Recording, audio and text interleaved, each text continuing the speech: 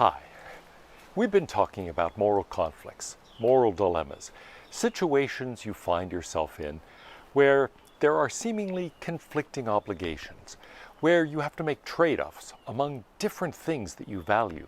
You have to find compromises, find the right balance of different kinds of goods, where you can't have everything you'd like. How do you go about doing that? How do you resolve conflicting obligations? How do you resolve a moral conflict? How do you decide what's an appropriate balance or an acceptable compromise or some way of making a legitimate and reasonable and morally proper trade-off? Those are hard questions. And if we think about what ethical theory has had to say about them, we find ourselves disappointed. In fact, once I gave a presentation about this and I had a slide that summarized everything really that moral theory had to say about the question of resolving conflicts. And here it is. That's right, there's essentially nothing. Now that's not quite fair, because built into certain theories is an approach to moral conflict, and indeed some of them think that this is their best feature, their ability to resolve conflicts. So we're going to consider those. And in particular, I want to give you 7 C's, as I call them. The 7 C's of the moral life. 7 ways of going about resolving moral conflicts. Those are the basic ways, I think. There are also some ways that are more derivative, that are ways of postponing resolving the conflict or having someone else resolve it for you. But in the end, what do they do? Or what are you going to do later?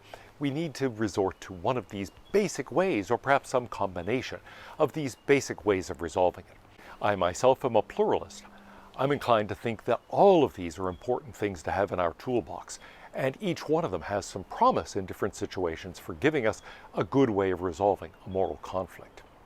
Since I think most moral theory has had relatively little to say about this, I want to focus on 2 texts that actually do not get much attention from moral theorists. One of them is a book called Moralia in Job, written by Gregory the Great. It's a book that goes through, among other things, a series of moral conflicts, moral dilemmas, and gives some guidelines for trying to resolve them. Gregory was very much aware that the moral life involves trade-offs, compromises, balancing, requires us to resolve seemingly incompatible duties. And he thought that was central to the moral life. The other person we're going to look at is Gration, a 12th century legal theorist, who similarly sees the problems in the law as involving conflicts of obligation, conflicts of interest, conflicts of things that are important values, and sees the difficult task in the law as finding ways of resolving those. So let's take a look at Gregory and Gration and see what they have to say about this. I think they're going to give us some helpful advice, but also we can fit some of their advice in the context of contemporary and classical moral theories to try to understand how better to approach these problems. Before we get into the techniques for resolving them, however, it is important to point out that, in a sense, the best thing to do is to avoid conflict at all. Now, that's not always possible. Quite often, there just are different values at stake, and you have to find appropriate compromises. But of course, whenever you can avoid a conflict of interest, for example, or some other kind of moral conflict, you surely ought to do it. There is a very important line in the Lord's Prayer, lead us not into temptation. And in general, we want to avoid these conflicts when we can. We'd prefer not to be led into temptation, not to be led into situations where our duties conflict. In the Ethics of the Fathers section of the Talmud, the rabbis recommend avoiding situations like this, staying away from temptation, building ramparts around the law to try to protect it and to protect ourselves from situations where either of us might be corrupted. That is an important technique. But what if we do find ourselves in a situation of conflict? A lot of them really are unavoidable. Well, let's go then to the 7 C's. The first of these is the solution proposed by consequentialism. It says, look at the consequences. So the first of our C's is consequences. In the classic texts, it takes this form: choose the lesser evil. You're going to have to violate, let's say, one duty or another duty. Which is the lesser evil? Which has the least damaging results? So in short, we look at consequences. We say, what are the consequences of resolving things this way, of resolving things that way? Jeremy Bentham, the person who in the modern era is most responsible for developing utilitarianism, the most popular form of consequentialism, puts it this way. The best argument for thinking that something like this must be right is its ability to resolve conflicts. Sometimes those conflicts are hard. They are difficult dilemmas. Sometimes they're quite easy. We look at something like Plato's situation of returning the weapon to the crazed friend, and we think, no, we shouldn't do it. It's pretty easy to resolve that. But how do we do it? We make comparisons. And that's the general point behind this strategy. We find ways of comparing these various obligations, our various duties, the various goods that are at stake. And here's one way to do it. Put them on a scale and judge by their consequences. A second method is to ask a question that's more commonsensical. W.D. Ross considers that possibility and he rejects it. He says consequences aren't always the right solution. The question isn't what will happen if I decide the conflict this way as opposed to that way. Instead, it's which is the greater obligation? Which duty is the more pressing duty, has the most moral force? That may or may not be the one that it's going to be least damaging to break. So I have to think about the nature of my obligations. It depends on exactly what's at stake. And so the consequentialist can say, see, I told you so. It depends on what's at stake. But we can also say, think about the nature of the obligation. And we can start asking questions that have to do with what makes it a greater obligation. Consequences might be relevant to that, but they're not the only factor. There are going to be other factors. And so Ross will say, and this is our second C, think about common sense here. What is the greater obligation? We have a common sense conception, not only of what in general our obligations are, but which ones are more central, which ones are more peripheral. And so let common sense be your guide. The third C I want to focus on is one that stems from virtue ethics. It's a question of character. So we have to think about what kind of person we would be if we resolve the conflict in this way as opposed to that. What kind of person is it that neglects this responsibility in order to fulfill that responsibility? We might decide, regardless of the consequences, regardless of what common sense tells me, do I want to be the person who resolves conflicts in this way? And so this question of character is one that goes beyond simply asking what would the virtuous person do. Often we end up feeling like that doesn't give us much guidance. But if I say, what kind of person do I become if I resolve this sort of conflict in this way? Maybe we get more guidance, because we think about this now not as something we do at one time in this moment, but we think, here is a trait of character. If you will, we build karma into this idea and think, is this the kind of resolution I want myself to resort to? What kind of person will I be? What kind of character will I have if this is the way I approach these? And sometimes that yields a very clear answer. Now, sometimes it doesn't. Sometimes we say, I don't know, this is the kind of thing I'm not used to facing. I don't know if I'll ever face it again. And so it can be hard in some cases to make this judgment. There's a closely related strategy, another C, clarity. I can seek to clarify my own goals, my own priorities, what matters to me. Often I have to make compromises, trade-offs, seek balancing among various kinds of goods. And sometimes that happens because I really do care about them all, and it's not very obvious to me what's going on. But in terms of, how to rank them on a scale or decide what is the greater obligation, but sometimes I can clarify that for myself. Do I care more about price, for example, in this case, or quality? Do I care more about a job that gives me lots of flexibility, or do I care about getting a higher salary? Do I care in this situation about writing a contract that's fair to both parties, or do I want one that puts my company at an advantage? There might be a variety of things I'm looking at and thinking about, and I have to get clearer. Sometimes, in short, I know what values are at stake, but I really don't know how I rank them, and that's why I find this conflict so hard to resolve. And I need to clarify that. I need to think, look, what in the end really matters here? How much does it matter to me if I don't attain that goal? How much does it matter to me if I don't attain this one? And so sometimes I face a conflict simply because it's not very clear to me what I care most about. And appealing to common sense here, appealing to questions of character, might not help. I really need to think, what are my goals? What's important to me? And I just need to clarify that in my own mind. Once I clarify that more general question, then this or that particular conflict might become easy to resolve.